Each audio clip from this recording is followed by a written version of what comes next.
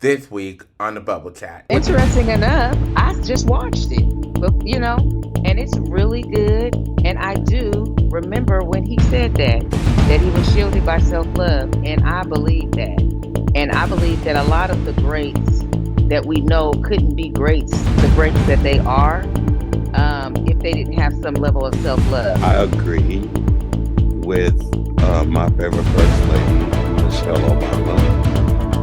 It was blatantly seen in America's face with this last election that they did not support Kamala. Though it seemed like everyone did, clearly everyone was not in agreement at the polls.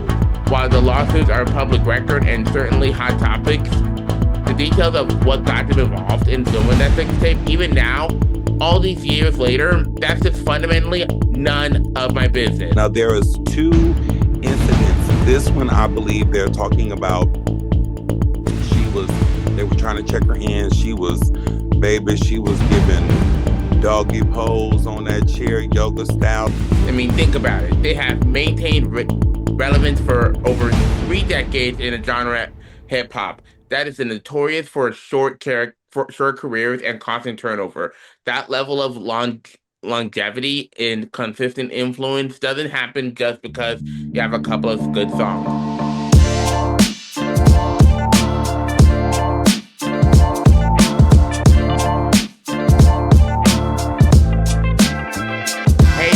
Welcome back. You're tuning in to the Bubble Chat, the weekly podcast where we jump right into the things everyone is talking about. From stuff making headlines internationally to the viral clips your coworkers keep sending you. I'm your host, Jawan Johnson, with my uncle Adonis and my cousin Empress as our guest co-host today. And if you feel like you need a translator for the modern world, you've definitely found the right place to land. This show is all about pulling back the curtains on the things that shape our daily conversations. We're not here to just skim the surface. We're diving past the clickbait and the sound bites to figure out why these stories matter and how they impact us, even when we don't realize it. We look at the latest in culture, tech, politics, and a little bit of everything in between, trying to see the forecast and the trees. I mean, sorry. Damn. Should I run that back? Let me take it back. Okay, you want me to start when we look at the latest? Okay. Yeah. We look at the latest in culture, tech, politics, and a little bit of everything in between, trying to see the forest and the trees. We know your feed is probably cluttered with hot takes and endless noise. So our goal here is to be clear. No, I'm sorry. We know your feed is probably cluttered with hot takes and endless noise. So our goal here is to be the clear signal you can count on. We cut through the chatter with the blend of honest discussion, a little bit of humor because, we have to laugh sometimes, and a commitment to giving you the real context behind these stories. You'll leave feeling informed, maybe a little bit amused, and clearly ready for your next water cooler debate. Stay away from cut waters, people. Stay away from the cut waters. It's my advice to you. Stay away from the cut water. If you're a long-time listener, you know the drill. If you're just joining the chat, settle in, grab your drink. I got my tea, and prepare for a real conversation. We appreciate you spending your time with us, and we encourage you to share your own perspectives over on our social channels after the episode wraps. We're always listening to what's popping up in your bubble. And with that, let us not waste any time with getting started. And let's begin with today's hot topics. As the queen of talk show once said, how you doing? How you doing? I guess Empress is doing just fine without saying how you doing. And how you doing? I was sipping my tea. Excuse me. Yes, and we have handsome nephew on the screen, and we have two DJ Darkness screens up here because we're dealing with technical difficulties, but we're here to get the job done. So we got nephew and the two black boxes. All right. So diving into our first hot topic today, let's talk about a legend who just gave us a peek behind the curtain. Eddie Murphy. Now we all know the 1980s were a wild time in Hollywood, especially for young successful comedians. We lost people like John Belushi and other to the drug epidemic of that era.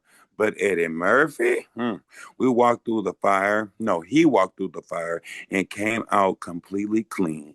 The actor and comedian opened up about this, and one thing he credits for keeping him safe isn't a guru or mentor. It's actually a really personal answer. He told People magazine that the core reason he dodged the pitfalls, the hard drugs and alcoholic addiction that some of his peers was, he residing himself love. His residing self love. Seriously, he says, my most important blessing that is that I love myself. He started out that way, being his own biggest fan. He feels that he feels that was the key to every decision he made. It's almost unbelievable when you hear these specific stories. He mentioned in a new Netflix documentary, Being Eddie, that he never once dabbled in hard drugs. He didn't even try marijuana until he was 30, surprisingly, allegedly. He specifically recalled being out with Robin Williams and John Belushi, The Shade, because they both is not here Here today. today. Ooh. When he was only 19 years old, thinking about the pressure there, and they started doing cocaine. His reaction, he simply said, no, I'm cool. He didn't take the moral substance. He just wasn't interested, calling it providence. So here's the question for you two right on this panel. Hearing Eddie Murphy say his success in avoiding those classic Hollywood traps came down to one core thing, a deep love for himself.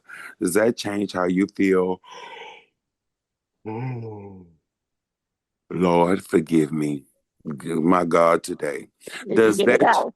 yes, I got it out. Does that change how you view provenance or self-worth in the context of resisting negative pressures in any high-stakes career? What do you think about self-love being the ultimate shield? That's a powerful story from Eddie, and I think that's the perfect jumping off point from my thoughts on this. First off, I actually did hear about the documentary Being Eddie when it dropped on Netflix, but I haven't like really watched it. But just knowing the core theme that his inner self love was his ultimate defense, it immediately resonates with that kind of classic issue of peer pressure. We would hear about young people giving in to drugs, especially in high pressure environments like Hollywood in the 80s or even at college campus. So often it's driven by the desire to quote unquote feel cool or to fit in. They might not experience a negative side effect immediately and they think, I'm fine, this is the culture, but the consequences eventually show up, sometimes tragically. You know, I've educated myself on drug usage since health class back in seventh grade. That education stuck with me, and I made a personal commitment to be drug free and teetotal. And when I say teetotal, I mean no alcohol either. Even even when I hit the legal drinking age of I think 21, I stuck to that personal choice. It's about setting a boundary for your own life and respecting it. So yeah, and also too, I think the key is communication, which Eddie Murphy modeled back then, and which I did in college. Whenever I went to a friend's party, I just let someone know trustworthy, hey, just a heads up, I don't consume any alcohol or take any drugs. And honestly, my true friends were incredibly respectful of those preferences. But sadly, we see millions of news reports about college students who die from drug overdoses at parties, but the consequences are always fatal. They can be academic, like expelled, or legal, like being arrested. So I think the main takeaway here, echoing Eddie Murphy's journey, but applied to everyday life, is that your self-worth is your shield against peer pressure. If you meet new people or join a new group and they pressure you to compromise your boundaries, remember that classic saying. When someone shows you who they are, believe them. If someone pressures you to doing something you don't want to do, that person is not your friend. A real friend respects your choices. End of story. That's how Hmm. I feel. Okay. Okay. Well, What you interesting enough, I just watched it, but and it's really good. And I do remember when he said that he was shielded by self-love, and I believe that. And I believe that a lot of the greats that we know couldn't be greats, the greats that they are, if they didn't have some level of self-love. Now, there's levels to it, and I watched Eddie Murphy. He seems like he's really, aligned with himself in a way that he protects himself, and that he don't want to mess up. He didn't want to mess up the good thing he had going, which is why his life is so extraordinary, despite all the things he had to go through. And so I think that self love is a shield. And if you do love yourself in a way that protects you, then you can and you will go on and do whatever it is you came here to do. And so, yes, I say go ahead, Eddie, for that. I really believe that that's the type of message that we need to be hearing. I mean, on everybody needs to hear, because there's so much out there that is anti self love, and I for one benefit from self love, and the more I love myself, the more I am able to accomplish. The more I'm able to heal myself. It's really some power in self love. Go Eddie. That was a good Netflix joint too. I recommend everybody watch that. I don't want to sound like a hater. I don't want to sound like a hater. But do y'all remember Eddie Murphy had a number one hit with Rick James, and we all know he was the godfather of cocaine. Oh yeah. And the song was called Party All the Time, Party All the Time, Party All the Time. That's all I got to say. That's all I got to say. But Just remember, just remember, he made the cocaine anthem with the Cocaine King. That's all I'm gonna say. That's all I'm gonna say. well, Rick James came across as somebody who really loved himself. I Look don't know and about look and look, and Rick ain't here to defend himself. But Rick said, "I got this nigga on the mic with the plate. Here it is." He said, "Here it is," with his Robin and great. John, he said, "Robin and John, I got your back." He was on the track with me. Ooh, they lived some good lives. I mean, Eddie just said no first. He said yes to recovery. well, I guess there's other vices Mm-hmm. that Eddie didn't say no to. We just won't never know. Mm-hmm. Mm-hmm. Oh, hold on, hold on, 'cause I feel like that's the next line's on me. Hold It on. is. Okay, okay, okay. Is America ready for a woman president? Mm. Okay, let me ask that question again. Is America ready for a woman president? Mm. Question mark. Okay, switching gears from Hollywood resilience to political reality. Okay. Our next topic centers on some recent, very candid comments from former First Lady Michelle Obama. She was speaking with Tracy Ellis Ross, and the conversation turned into a big question that always floats around: is the U.S. ready for a female president? According to the article from TMZ, her answer was pretty straightforward. No, America isn't ready for a woman president. In fact, she suggested that people who claim they are ready and act are excuse me. In fact, she suggests that people who claim they are ready are actually lying. She Mm. brought the results of the 2024 election up, where Donald Trump secured a victory over Kamala Harris, as proof that the country still can't handle a woman taking reins. She believes a major obstacle is a significant portion of men who simply cannot imagine falling lockstep behind a lady. It's a deep seated cultural resistance she's pointing to. This is interesting because Michelle Obama's name is often floated as a potential future candidate. Ooh, especially for the 2028 election. But she has previously called running for the highest office unthinkable. I can't even imagine her doing that, citing her desire not to thrust her kids back into the spotlight. So here's my question for you.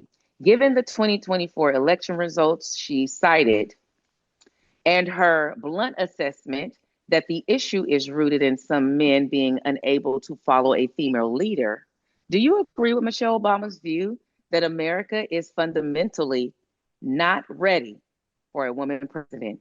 Or do you think the issue is more about specific candidates and political platforms? Let's hear what you think. Well, I mean, I agree with my favorite first lady, Michelle Obama. It was blatantly seen in America's face with this last election that they did not support Kamala. Though it seemed like everyone did, clearly everyone was not in agreement at the polls. Um, I don't know whether they be a black woman or a white woman, because we had Hillary out there, and and Warren, I think her name is Elizabeth Warren when she ran. Mm-hmm. Uh-huh, So,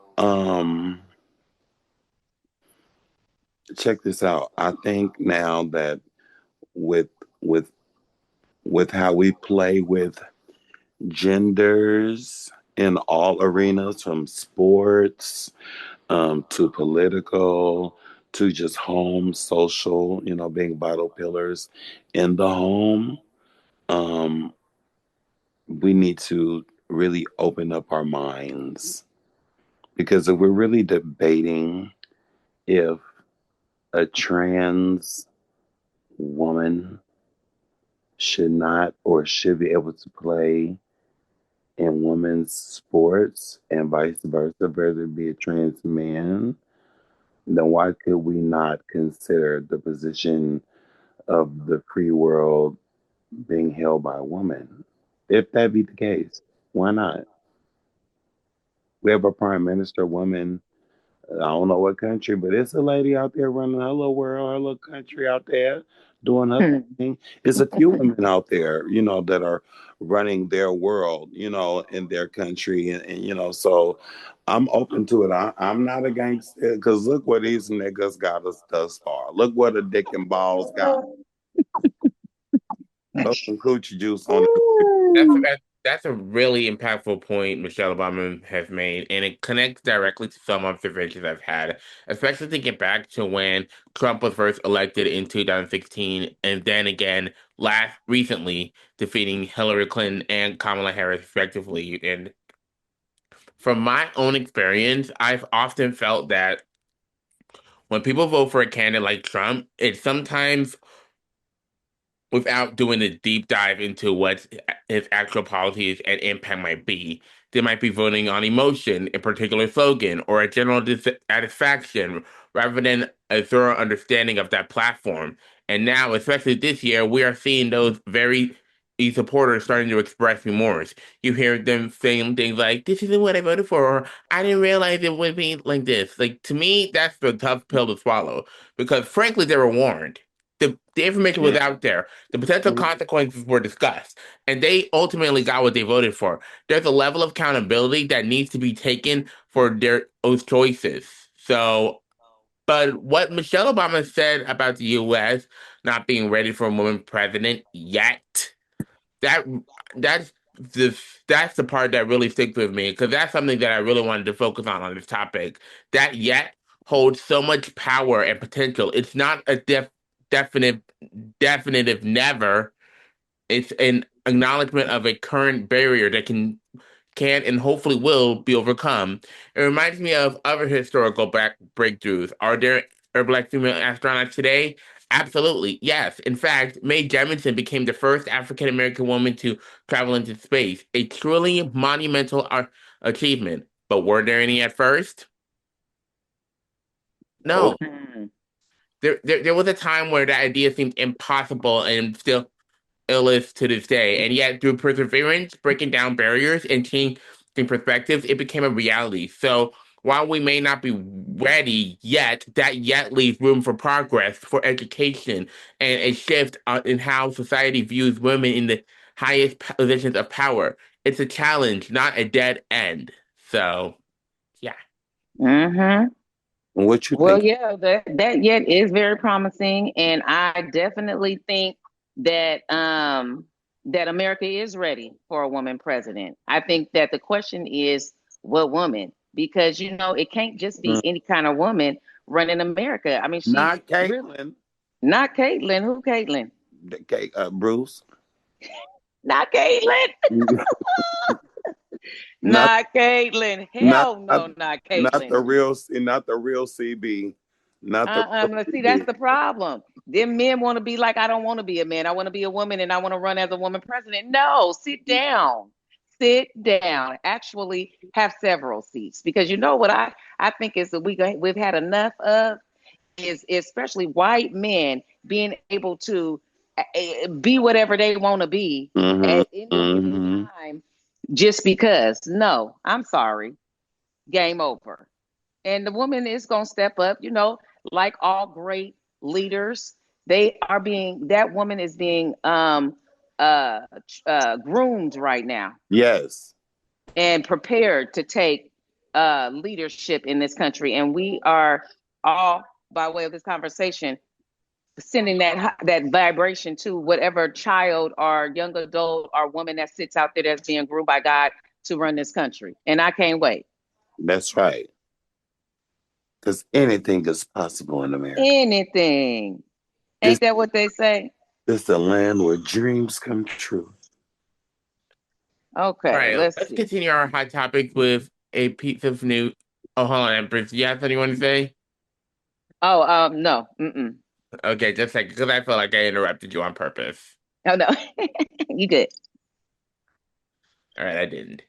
Okay, so anyways, let's continue on with our hot topics with a piece of news that has the celebrity gossip channels and the legal world on fire. We're talking about the ongoing drama between Ray J, Kim Kardashian, and Kris Jenner, which is now heating up in court. After Kris and Kim sued him for defamation, he's firing back with his countersuit. The core of his claim, the core of his counterclaim, as reported by TMZ, is explosive. He alleges that Kim and Kris were not just aware of this infamous 2003 sex tape, but they were both fully in on the release and the commercial exploitation of the film. According to the new legal documents, Ray J claims that after he and Kim consensually shot the tape, they discussed releasing it in 2006, and Kim allegedly insisted that Kris Jenner take charge of the commercial release. Ray J suit claims that for for the past 2 decades, Kim and Kris have been peddling the false story that the sex tape was leaked against her will. He believes they are furious and that he no longer wants to play along with what he calls their tall tale. The whole situation is layered with legal drama, including a past settlement agreement where Kim allegedly agreed to pay Ray J $6 million and stop mentioning the tape on the Kardashians. Ray J claims that Ray J claims they violated that agreement almost immediately. Kim and Chris's lawyer, Alex Biro, dismissed Ray J's latest move as a disjoint, rambling distra- distraction. Excuse me, from someone who knows he's losing his case. So here's the question for you all. Ray J is essentially claiming that the leak was a premeditated business move to launch a career. Do you think that this is the latest legal maneuver from Ray J is a desperate attempt to defend himself, or aimed does his claim that the sex tape was a negotiable business deal run by Kim and Kris ring true for a family known for their media strategy? Well, I don't know why he would lie about that. Now, if there's a tape, now clearly it was consensual, and whether or not the conversation was had, she was totally okay and benefited from the leak of that tape. So my whole thing is okay. And I think this is all just, these celebrities who have to keep on, staying ahead and staying relevant, actually staying relevant. They stir up these things for us to talk about and deliberate about and get all into when it's probably all one big plan to begin with. This whole thing that we discussing. Hmm. Well, while I wait for it on this, I want to say this situation is a classic example of a story that just keeps cycling back into the news cycle, and it raises so many interesting questions about fame, business, and ownership of one's narrative. When I look at this case, I see two very different versions of reality being presented through two lawsuits. On one side, you have Kim and Kris Jenner suing Ray J for defamation, essentially claiming he's lying about the origins of the tape and its release.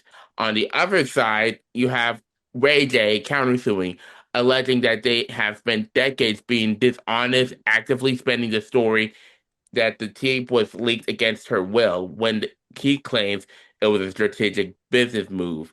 It's a complete flip of the script. So what really makes me pause and think about this case is the fundamental question of how the tape was even leaked to begin with. When that tape came out, I was really young. My little brother was born, and I was really young, too young to even understand the concept of pornography or sex. So I don't have that context of the initial public reaction. And honestly, while the lawsuits are a public record and certainly hot topics, the details of what got them involved in filming that sex tape, even now, all these years later, that's just fundamentally none of my business. So the public has consumed this story for 2 decades, but the original private decision between two people in a film, people to film that tape, is just that private. The legal argument over who released it for profit is one thing, but the personal choices made behind closed doors are something else entirely. We can debate on this business ethics all day long, but when it comes to the origin of the story of the tape itself, I think my opinion ends right there. It's none of my business, and I'm choosing to end my commentary exactly like that. This is where it all started. See, Kim Kardashian was a personal shopper or closet remodeler for the Norwood family, aka Brandy, and Kim Kardashian misappropriately used that credit card. So then it became the conversation between King mothers, which was King Norwood and King Chris. So when Norwood said, "Bitch, I'm about to take you to the cleaners," Chris said, "Hold it, bitch. Because you know your daughter already fucked up. How you gonna keep your family resident? Now my daughter Mm-mm. went for the whole team, for the whole industry. Are you ready to do this?" And them hoes collaboratively came together. And when they did that sex tape, that was supposed to catapult the career of Kim What Kardashian. I say? What I say? Did as it did. What we Mm-hmm. did not Thank you. know at that time is that Kris Jenner had Ryan Seacrest in her motherfucking back pocket, along with Harvey Ass from Right. TMZ. Mm. And that's how we got what's going on today. Just all players in the game. It's all, and it's not check. It is not checkers, baby. It is chess. It's And if chess. and if you pay attention to All's In, that is on what's that, FX or something like that? No, it's not on FX. It's on Netflix, Hulu. He said That all is in. that is Kris Jenner Productions. What? Yeah, they all playing games, It's and then they very pulling us in. strategic opportunities. Thank you. Yeah, they making money no Yeah. matter how you look at it, and they just want more and more and more. Brandy on tour. Ray J is a millionaire. Right. And the mothers are getting Hmm. managerial royalties. Right. That's what that is. Pimping upon pimping upon Upon pimping, never ending. pimping. Joe Jackson taught the world something. Oh, Taught the world something to put these kids to work. JJ. Until the day they die, make them work. Daddy JJ. Ain't Joe still with us? I don't know. I think he passed away like 5 years ago. And Janet is on tour right now. Right now. Right now. Right now. So he put belt to ass in the afterlife. No, you didn't. What we got next on the docket? Hmm. Childbirth negligence. Oh in yeah, maternal care. this is a big one. This is a big story. Well, for our next topic, we need to discuss a truly alarming story that highlights ongoing issues for maternal care and systemic failures in the healthcare system, particularly affecting Black women. This comes out of the Dallas Regional Medical Center. The article details an absolutely appalling situation involving a woman named Carrie, who was allegedly ignored by medical staff while in active labor. According to her mother's claims, which are detailed in a series of videos, medical staff at the Dallas Regional Medical Center kept Carrie waiting in the waiting room for over half an hour despite her obvious distress. The delivery itself was shocking, as the baby was born only 12 minutes after Carrie was finally moved from the waiting area. This incident, unfortunately, points to the deeply concerning statistics that see, excuse me, this incident, unfortunately, points to the deeply concerning statistics we see regarding the maternal mortality and morbidity crisis, where Black women are often dismissed or their pain is minimalized by medical professionals, leading to drastically worse outcomes. In response to this incident, the spokesperson for the Dallas Regional Medical Center released a statement saying the hospital is reviewing the situation and understand what occurred, which, as you mentioned, is quite obvious given the circumstances. This story puts a spotlight on the tragic reality of medical bias in maternal care. How do you think this alleged negligence by hospital staff in Dallas, leading to a waiting room birth, reflects the broader crisis of racial disparity and distrust in the American healthcare system? Okay, this is what I'm thinking, right? Being a nurse, being in the labor unit, period. You know, women have false occurrences all the time. And I would assume that you know the difference between someone who is not dilated yet, someone who has like a birthing history, as in this ain't my first time around the damn rodeo, girl. This nag ain't working. I'm trying to give the benefit of the doubt, and I want to stress the urgency of the patient, benefit of the doubt being the nurse. Now there is two incidents. This one I believe they're talking about. She was they were trying to check her in. She was given doggy pose on that chair, yoga style stretcher. She was hollering and screaming, and the lady just would seem so unfazed. What I mean by that is she wasn't like urgently like or intently like, are you okay? Are you in pain? Clearly she's in pain. She's going in labor, right? Right.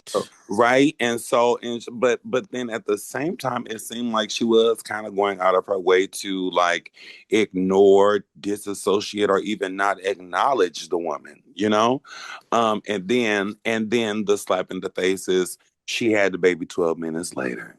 So then there is some room to acknowledge or look at the negligence on the medical staff, you know? There's something very sad that I was reminded of while Empress was going over the story details, that they were talking about babies, and the the nurse, it was a Black nurse in the nursery unit of the hospital. And I don't know if it was about a blanket and some other things, but there was some issues involving the birth. And the white nurse told the Black nurse, Black babies are strong. And and the reason why she said that was because it was in response to her not giving the child the blanket, Mm. not being That it can handle the to the chill? baby. And she was like, Black babies are strong. Are they just naturally warm? Like they don't need no blanket? I bet, baby. Look. I guess she said, "Look, mind your business. Let her. She got it."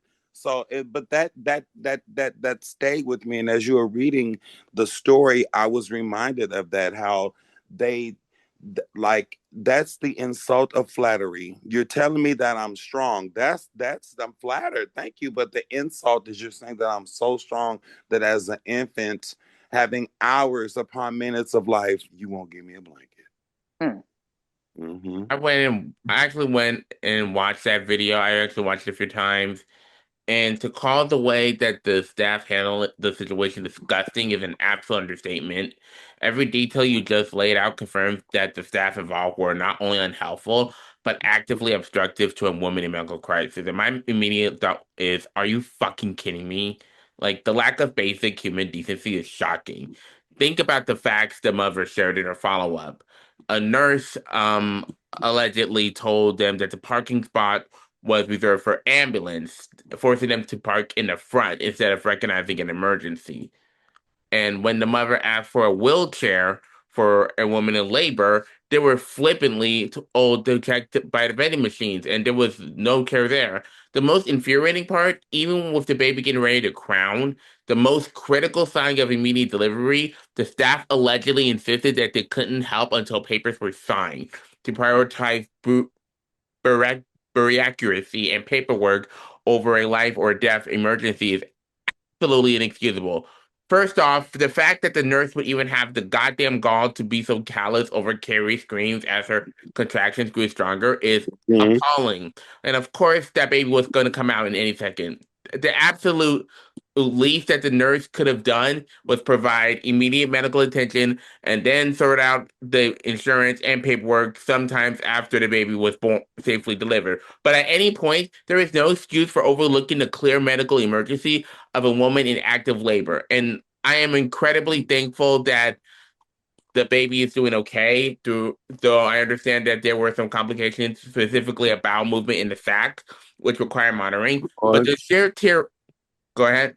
I said, "Oh Lord, you said the bowel movement and the baby, Boy. Because that's the baby took a poo poo in the water before it came out. a poo poo and the pamper on the delivery table." But the sheer terror is this. The sheer terror and stress that Carrie and her mother had to endure was hell on earth. Those complications are and the extreme stress levels could have resulted in a far worse tragedy. And let's face it, pregnancy and delivery costs in this country are astronomical. And healthcare premiums are constantly and continually skyrocketing. And I know Carrie's mother absolutely did not agree to pay hundreds of thousands of dollars, maybe more, for this kind of negligent, dangerous treatment. So I know for a fact that the evidence of the situation, especially that video posted on TikTok, is more than enough for the nurse responsible to not only be fired, but have her license revoked to the point where she would never step foot in the hospital setting or medical setting for that matter ever again. Even if she chose to resign first, every member of that unhelpful staff needs to be fully held accountable. And honestly, if I were the mother right now, I would be filing a lawsuit immediately. While I'm not a legal expert or a lawyer, this situation is a clear case for both medical negligence and severe emotional distress. They put both the mother and the baby at unnecessary and severe risk, and that needs to be addressed through the full force of the legal system. Well, first of all, anybody could be a nurse. They let people up into the hospitals that Mm-hmm. just want checks. They don't care about nobody. They just heard that they'll be able to buy a house and a car. There is people who are in the medical field who don't give a damn. And so this is the Mm-hmm. type of results. This is the type of things that they do if they're not there to actually save lives. Mm-hmm. And I know of plenty of people who should not be in the medical industry, should not, but they got degrees that say they can. Mm-hmm. Now, I think that we need to start. The us as a society needs to reevaluate the quality. I mean, the value that we put on life, and then do enough vetting. They need to vet. Do you absolutely need to be a nurse? Mm-hmm. Mm-hmm. Should you? Absolutely, be a nurse. Like those questions need to be asked because too many people can just go to school, pay money or not, and get a degree that tells them that they can go now and serve the people. But if Mhm. their heart and their spirit and Are their not in it. then why would we allow them to be there? That's the Mhm. lady who was standing there watching her clearly was not there to do the job that she didn't said she was there to do. She just there to collect a check, and the minimal she can do to do that is fine with her. And then you couple it with it's a black woman, okay, in Texas. Then you got all this historical stuff on top of that. So Mhm. Mhm. I mean, it would be nice to have, this is like forward thinking, but you know, thinking forwardly, we need our own facilities. We need to go back to the midwives and the doulas and stuff like that. Even though I was fortunate enough when I gave birth to my baby, I had my labor and delivery was great. I had a bunch of support around me. But I knew that the medical staff loved what they're doing. They've been there for years. They've made impact on people's lives. That's not the case with everybody. And maybe it's time that we go back instead of going into these overcrowded, underfunded, you know what I'm saying, hospitals. We might want to go back to where we had these places, these hospitals that were just based in those people's community where the people served those people because they live next door to them. You know what I'm saying? Their kids go to the same school. Like there has to be some love. Otherwise, people just is gonna be staring at people about to give birth to a baby on the hospital lobby floor next to somebody coughing. With Look, let me. food, In the color food purple, stuff. Sealy had. In the color purple, Sealy had Nettie. In Big Mama house, Big Mama was a doula. Remember, Big Mama Thank had the you. baby with the turkey baked stuff. And even That look, and then on the that double what's that called? Crit. I forgot what to use, but I know it was like Crisco. yeah, Crisco. That's when Big Mama said, get the Crisco. She said, she said, we ain't frying chicken. And then, and then on Martin, the TV show, remember they delivered the baby? They delivered the We baby. got to take it back to the basics. We really do have to take it We back have to the basics. to, because I mean, what is this? Now you're looking like a doggone robot up there working in the hospital. Well, that's what was it's gonna happen if we keep on, just Mhm. letting AI be our nurses. Calloused healthcare. That's what Thank, it would be. But thank. while we hope to seek justice through accountability at this particular hospital, we also know that this family is dealing with the immediate aftermath, stress recovery, and the unexpected costs for the baby and the doctor visits. Because this GoFundMe page has been set up for Carrie, her child, and her mother. If you are listening to that segment and you feel compelled to help out this family recover from the horrific ordeal, we urge you to donate what you can. The funds will go directly to the funds will go directly towards helping them with the essential baby necessities, covering gas for doctor visits, and handling those unexpected fees. We'll make sure to add the link to the GoFundMe page that is prominent in our show notes for this episode. Every little bit helps to lessen the burden on this family after what they were forced to endure. You have our condolences here from the Bubble Chat panel. Mm. Mhm. Now, let's keep it hot and funky. We have something much more deserving on our final hot topic slot today. It has been a long time coming. We are talking about the music history, Salt and Pepper. We are Hey, finally being inducted into the Rock and Roll Hall of Fame. come on, about time. 35, according to the article from the Rolling Stones, the pioneering female rap group made up Salt and Pepper and DJ Deandra Spinderella Roper is set to join the ranks of the music royalty. This is a massive moment because they are not just hip hop legends. They fundamentally changed the landscape of popular music and fashion. They were true game changers in the late 80s and the early 90s with hits like Push It, Shoot, and Let's Talk About Sex. And their induction acknowledged their critical role in bringing female perspective and empowerment to a genre that was and often still is dominated by men. The selection process considers their lasting impact, influence, and honestly, for a group that broke up so many barriers and delivered so many classics, many feel this honor is long overdue. The class of 2025 is stacked, but the salt and pepper inclusion is a huge win for hip hop and women in the music. Co-hosts, the induction is a major statement about the recognition of women in hip hop and in the music industry.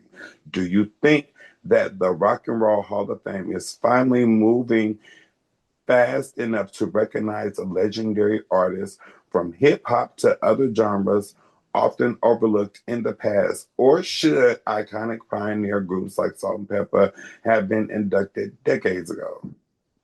That's a great point to zero in on because when we talk about salt and pepper, yes, we talk about the hits, the fashion, and the empowerment. But the reason they're being recognized right now and is and the reason it lasted so long is their incredible chemistry. I mean, think about it. They have maintained relevance for over 3 decades in a genre hip hop that is notorious for for short careers and constant turnover. That level of longevity and consistent influence doesn't happen just because you have a couple of good songs. It happens because the relationship and the dynamic between Salt and Pepper and Spinderella was authentic and undeniable. They were a pioneering team that navigated a male-dominated industry, but being a cohesive unit. You could feel the energy between them in every track, whether they were talking about safe sex, relationship drama, or just having fun. They truly were an act where the parts were great, but the sum was truly legendary.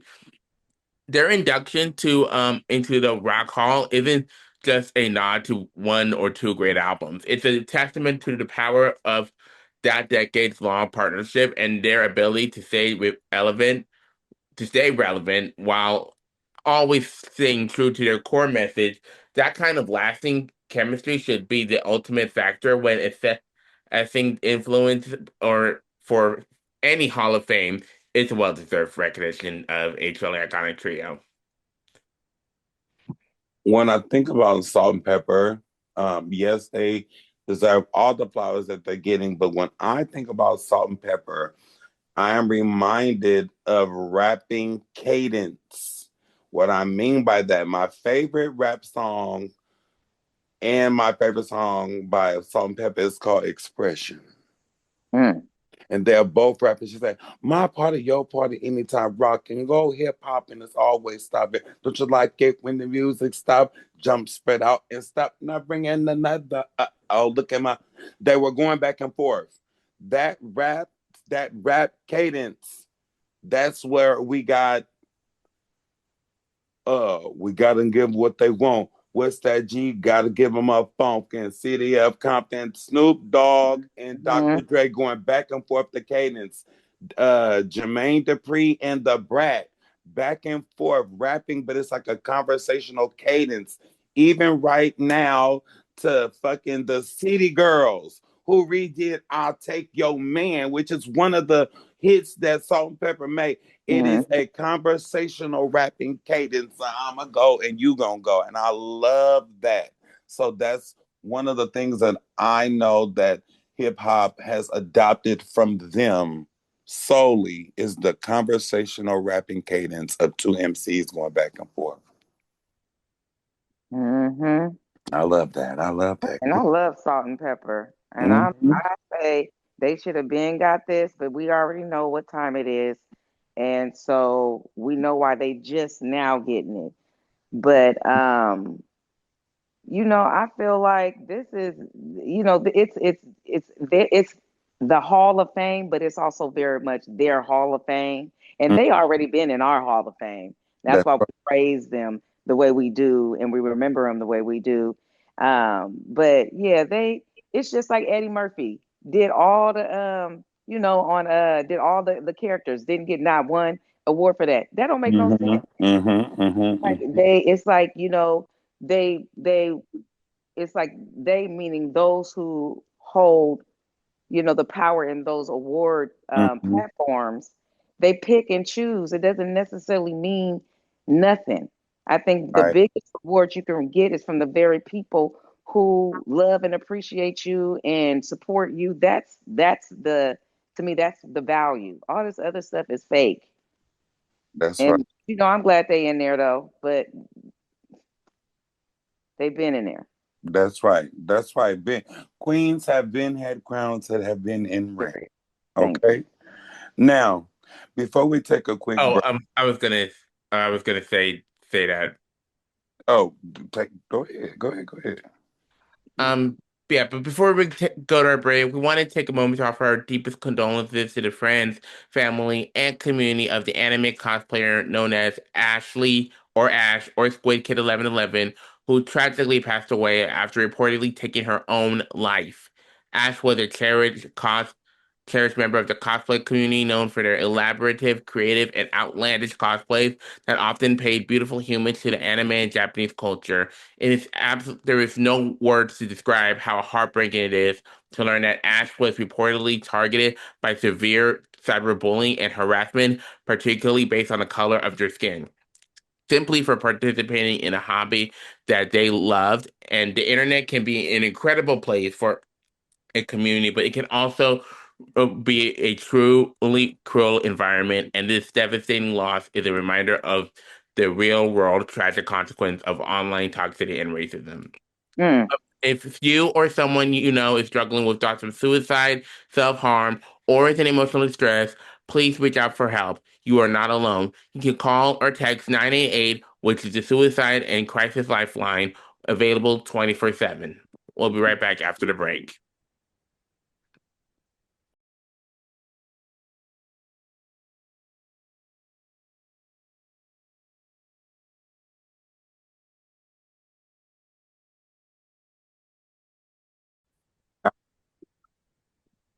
Welcome back to the Bubble Chat. We've just wrapped up our hot topics, and as the gentle music fades out, we're shifting gears to something a little more personal. With Thanksgiving just around the corner, we wanted to take a moment to discuss what this holiday actually means to us beyond the turkey, the football, and the inevitable food coma. For many, it's a complicated holiday mixed with historical context and modern commercialism. But at its core, it's about reflection. Mhm. Y'all agree? Thinking about me, ma, cousins, aunties, and relatives as you only see about those special times of the year which are approaching us upon the next week. You know what? Even if you only had a candle, a slice of chicken, and a can of pickles, long as you're breaking bread with somebody you love and someone that loves you and respects you in the same regard, that's all it's about. And if you don't have any family there to gather around, you can do what we did last week. And, they have invented Friendsgiving, where you don't take away special time with other people that mean things to you outside of your family. So you don't get confused or feel pulled to celebrate with one versus the other because, mid November, now we celebrate Friendsgiving. We had a discussion at my Friendsgiving about giving, and people give on very, very drastic contrast levels. So, if you don't have nobody to break bread with, why don't you give someone to break bread? Someone out there that is hungry, that does not have a family or food. Cook up something to go give it to your neighbor, those without. Everyone needs a little bit of love and compassion these days. Yeah. And reflection is good. Mm-hmm. Thanksgiving is about reflecting. It's about appreciation, and it's about rest, which is what I'm gonna be getting this Thanksgiving. Take me a long nap. You ain't gonna be making no cookies, girl. Ooh, no, I'm not gonna be Oh, making them the day she said before. no. No, not on, not Mm. on the day. Mm.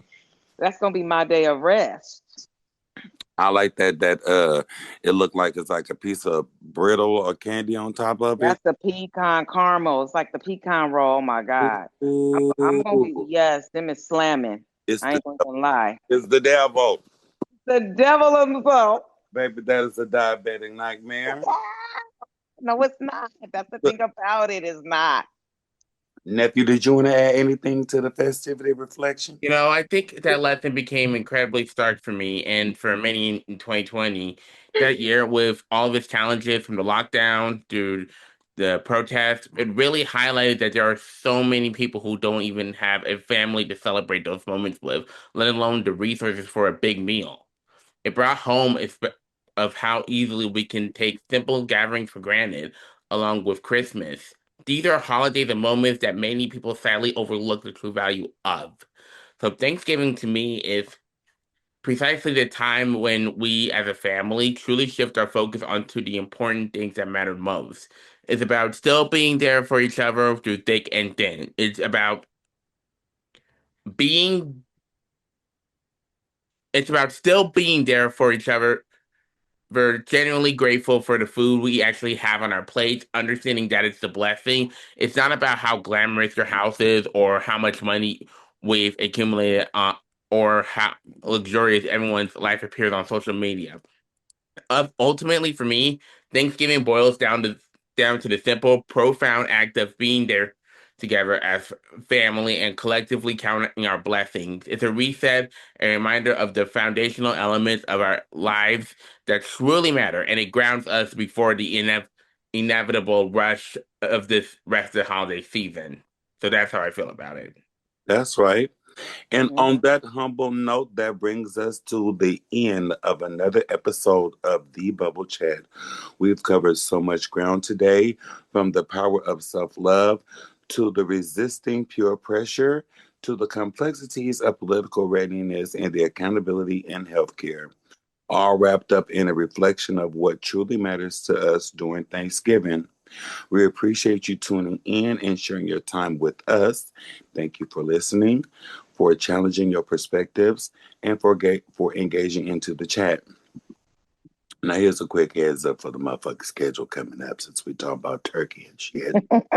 We're gonna be busy mastering that gravy bowl and navigating family fuckery. We're gonna be taking a short holiday break. We will be running a rerun episode next week for Thanksgiving, but don't your ass motherfucking worry, because we're gonna be back with that hot brand new shit come December 8th on a Monday.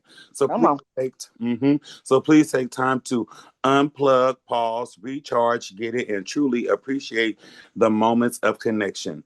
From all of us here at The Bubble Chat, we wish you and your loved ones a very safe, warm, and happy motherfucking happy holiday. Gobble, gobble. So go blessings, enjoy that good food, and we'll be right back here on the 8th of December with a hot, fresh episode of The Bubble Chat. Nephew, cousin Empress, let's Hey, give people something nice to go home with. We love y'all. love Bye, ya. guys. We love you.